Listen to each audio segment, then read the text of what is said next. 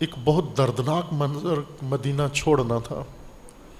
سید الشہداء نے آسانی سے مدینہ نہیں چھوڑا، بہت دشوار تھا، بہت تلخ تھا. روایات میں ہے سید الشہداء علیہ السلام جب مدینہ سے نکلے روضہ رسول اللہ پر پہلے گئے رات کو، فریاد کی روضہ رسول پر جا کر، اے نانا آپ کی امت نے بہت ستایا ہمیں، بہت ستایا مجھے.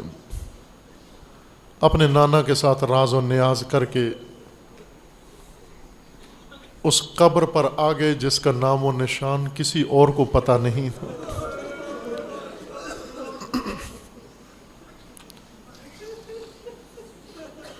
قبر بطول اطہر پر آ گئے. آپ کو معلوم ہے بی بی کی وصیت تھی امیر المومنین کو، اے علی مجھے رات کو دفن کرنا، مجھے رات کو کفن دینا، مجھے رات کو غسل دینا، میرا جنازہ رات کو اٹھانا، مجھے رات کو دفن کر کے میری قبر کے نشان مٹا دینا. بی بی کیوں ایسی وصیت فرما رہی ہیں؟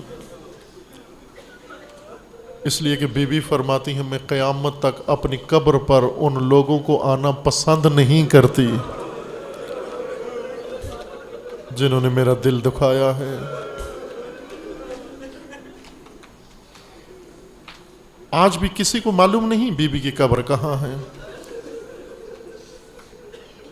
لیکن سید الشہداء کو معلوم ہے. چونکہ امام جب ماں کا جنازہ اٹھا سید الشہداء ساتھ ساتھ جا رہے تھے. امام حسن مجتبیٰ ساتھ ساتھ جا رہے تھے. رات کی تاریکی میں امیر المومنین نے جنازے کے پیچھے پیچھے قدموں کی آہٹ سنی، روکا، وصیت یاد آ گئی. زہرا نے وصیت کی تھی علی میرے جنازے میں کوئی شریک نہ ہو. قدموں کی آہٹ سنی، کہا بیٹا حسن مجتبیٰ جا کر دیکھو کون پیچھے آ رہا ہے، اسے جا کر بتا دو بی بی کی وصیت ہے کوئی تشییع میں شریک نہ ہو. امام مجتبیٰ جاتے ہیں، فوراً واپس آ کر کہتے ہیں پوچھا کون ہے؟ کہا باپا چھوٹی بہن زینب چلی آ رہی.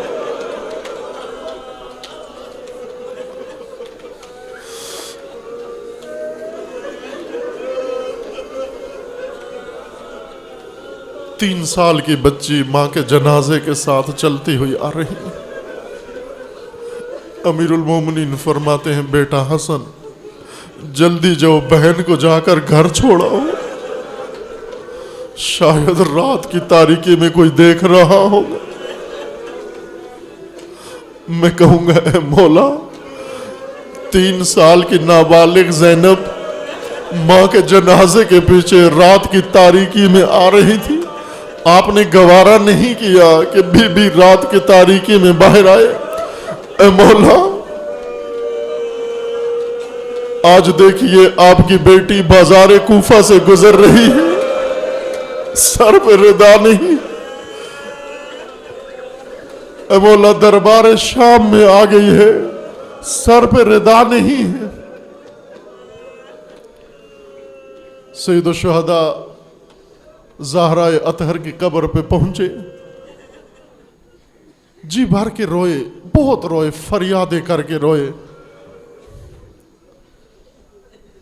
سب کچھ یاد آ گیا، سب کچھ یاد آ گیا. اماں مجھے وہ جلتا ہوا دروازہ یاد آ رہا ہے،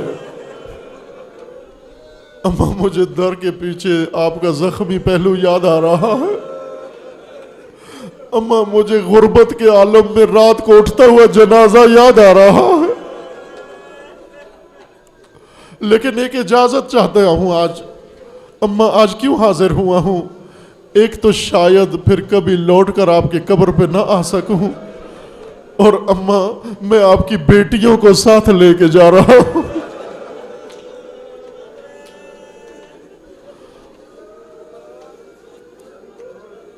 امام مجتبیٰ کی قبر پہ گئے، مظلومیت امام مجتبیٰ کو یاد کیا، وہ عہد امام مجتبیٰ یاد کیا، وہ پارا پارا جگر ٹکڑے ٹکڑے زہر سے جگر تشت میں پڑا ہوا یاد کیا، اپنے بھیا کو وداع کر کے جب رخصت ہوتے ہیں، روایت میں ہے جب امام علیہ السلام نے رات کو رخصت کرنا چاہا،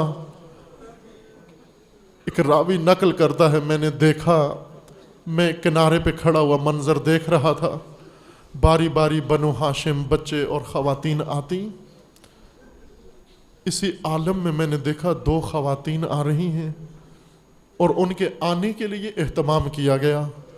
حسین علیہ السلام خود آگے بڑھے، کمرے بنی ہاشم ان کے ساتھ ساتھ آ رہے تھے، محمل کو بٹھایا گیا زمین پر، ایک طرف سید شہداء کھڑے ہوئے، ایک طرف کمرے بنی ہاشم کھڑے ہوئے، بیبیوں کی ردائیں زمین تک لگ رہی تھیں۔